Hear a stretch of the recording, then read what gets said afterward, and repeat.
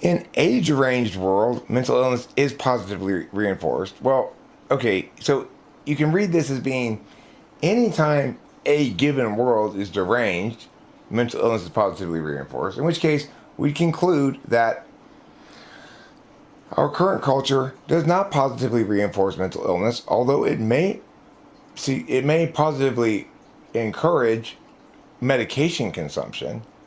But that's not inherently a problem unless that medication consumption makes the people's lives bad. You will hear me arguing against pathologizing things that are not pathologies. And at the same time, you will hear me correctly arguing that people genuinely have real mental illnesses. It's a real thing. It's not the fact that they've been encouraged to become mentally ill by society or some other incredible bullshit like that. And in fact, they are successfully treated by drugs. The idea that the environment no longer provides health cues. What does that mean? If you're going to make that as a claim you want to substantiate, because, for example, I'm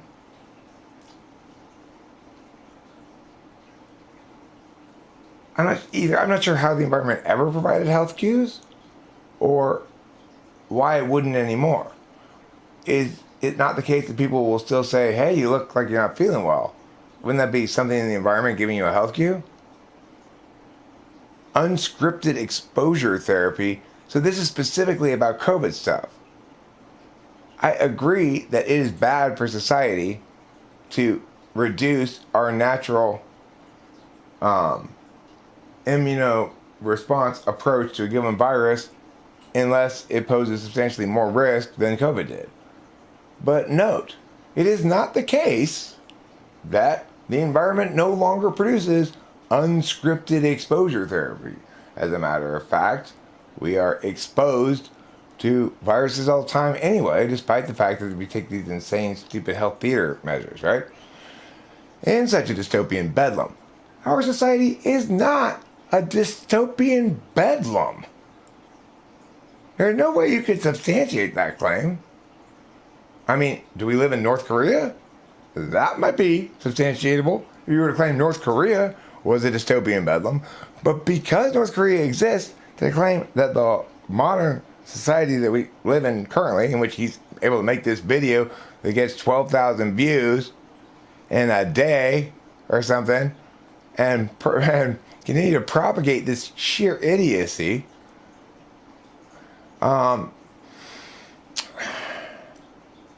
is certainly not a dystopian bedlam.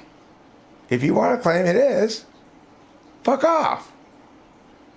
It is not the case that narcissism society-wide is upheld as a value. That you might be able to establish some instances of it. That's called proof by example and fallacious. If you say it's got piles of evidence proving that narcissism is a value, that's exactly the sort of cherry-picking behavior I'm telling you about beforehand, which is, yes, you can put together a bunch of individual cases of something and then try to make the claim that this represents an overarching pattern that is predominant in the matter, but you have to actually make a determination about what's determinate. You can't simply conclude that because you've chosen to find these things and highlight them so much that they must be that important in the larger dynamic, chaotic system that is reality. This guy's obviously not thinking these things. He is not a smart person.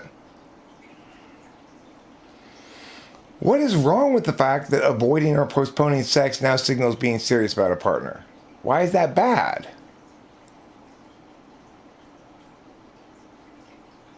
And that is not indicative of the fact that the locus of intimacy has shifted. It is no longer associated with sex. It just means that people take the intimacy of sex seriously when they want to be with a person as a partner, whereas they don't consider sex intimate when they don't. That's the natural, correct, reasonable conclusion to draw about it.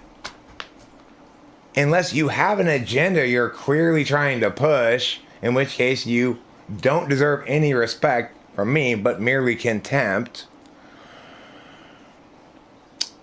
Men and women hate each other, comma, true, period. That's not true. I mean, there's a bunch of men and women in this stream who do not hate each other at all. The only person here who shares this general sense that there's a big problem with the left and everything having to do with women or gays or any kind of progressivist stuff is typically leaf trimmer. You know, he's very much like that, and he's wrong to be like that, and it makes him very bitter and chip on the shoulder. You know, because men and women don't hate each other except for people like him. And it's not the case that everyone hates everyone else. This guy hates everybody who doesn't agree with him. He hates the fact that some people allow ideology to trump science, except he's doing exactly, well, he's prioritizing ideology here, not necessarily over science, but instead over reason, which is vastly more important than empirics, as I discussed earlier. Power is the Holy Grail, not love. Why should love be the Holy Grail? I mean, power has always been the Holy Grail in human civilization. Was it not the case that Rome had an emperor who had a lot of power? Was it not the case that they imperiously marched their way through Europe, conquering other peoples and establishing themselves as the rulers? Is it not the case? Well, yeah, of course it is. Now, power is no more the Holy Grail now than it ever was before. And it's only the Holy Grail for some people. Obviously for this guy, otherwise he wouldn't project it onto everybody. For me, the Holy Grail is actually fame, not power or love. And the Holy Grail for me shouldn't be love. Victimhood supplanted dignity. As what? You know, to supplant something, you replace it. In what role did victimhood supplant dignity?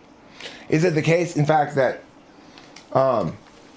people go, let's see, is my dignity important to me? Or would I rather make a big fuss about being a victim and sacrifice dignity? Oh, I'll definitely choose victimhood now, whereas he once would have chosen dignity. And if so, doesn't really dignity mean shut up about what happened to you? Is that a good thing? To maintain my dignity by being silent about being victimized? No. Self-centeredness has utterly uprooted communality. I mean, that's just not true, as you can see by the fact that we're all sitting around here talking as a community just fine. Aggressive, even violent tribalism and partisanship rip us asunder, and I'm a huge part of that. Me, Professor Sam Vaknin, because that's what I'm doing. And in order to deflect from the fact that I'm doing that, I'm going to include that in my critique as though that protects me from criticism on this matter, but not from Eric, it doesn't. You are clearly trash in my eyes, sir, and for good reason, as I'm articulating. I'm absolutely thrashing, tearing apart every bit of bullshit you're saying, and no sane person can dispute that. Higher education teaches nothing useful. Well, okay, maybe liberal arts educations aren't particularly useful, and I wouldn't advise people to go get them, but it's not the case for something like higher math. If you're going to want to do it at all, for a lot of types, they may need to be taught it. It's not going to be sufficient for them to teach themselves, or may prefer to be taught it. For something like, astrophysics or whatever, if you want to use a big telescope and you want to use the big equipment that you need to have access to be effective in that field, you're going to have to go through academia first. So there are reasons why some people want to go and finish college and why it can be good. There are some kind of sciencey things that it's appropriate to teach and for it to be a college level stuff, and it's non-arbitrary.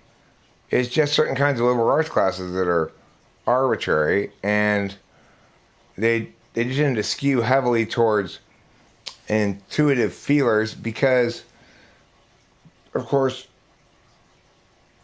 those are the types who really leave with no generalizable skill because they've been taught to argue interpretations about literature or something, and they don't use TI, and so they end up doing this NI connectivity thing that I described earlier, where they put things next to each other and make broad claims like this guy's doing.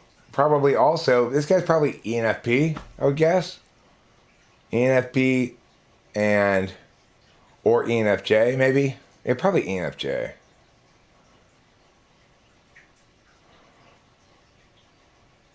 So it doesn't inculcate self-harm. So what this guy thinks is partying is bad and having sex is bad. He's just projecting his own shit at that point. Because in reality, it depends on the individuals. There are certain kinds of individuals for whom, it's like, let's say you got a couple of FI tool people, a couple of ESFPs or ESFP and ESTP, that when they go and have sexual intercourse with one another, in the moment they're reaching a crescendo of action that works for them in their frame of reference. It doesn't work for me at all. I don't want to have casual sex, but a lot of people like me. And in fact, it's not the case.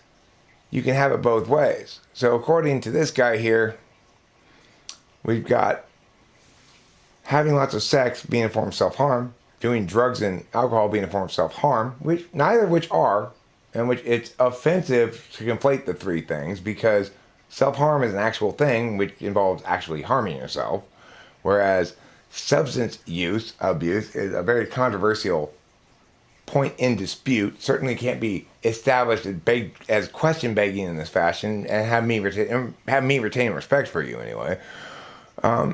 It may inculcate some infantilism with its safe space shit, and I think that's probably unfortunate.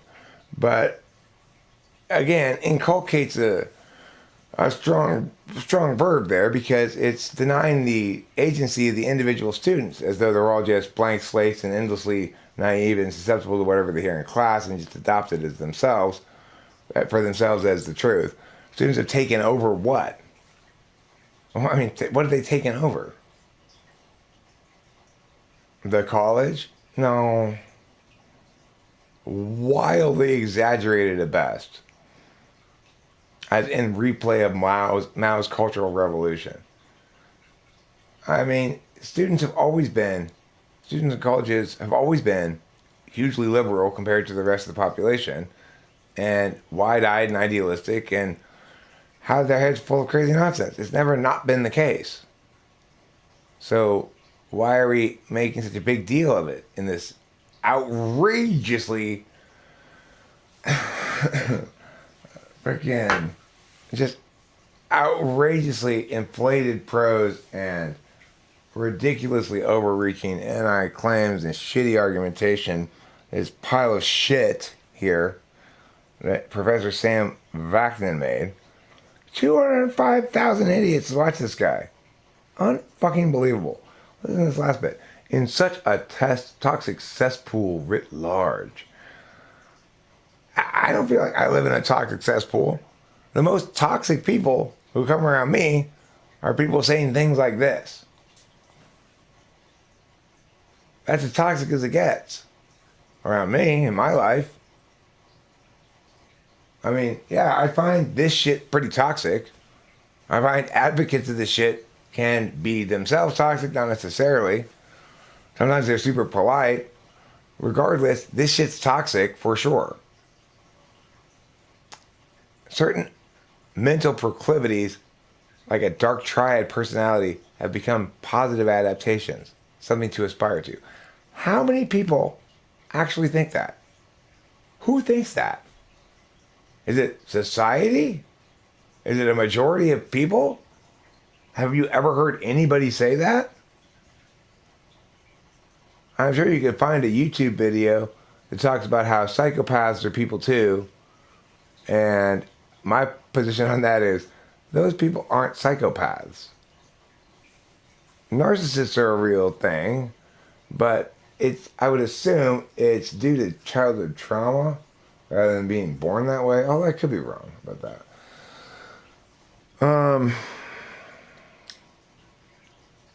But it's fine that people who self-identify with that have a chance to tell their story too. And you may not like the idea, you may want to make it all normative, completely normative, how narcissist psychopath sees you, his victim, and why. Is it because we've been sissified by women and feminism, maybe? I bet that's why.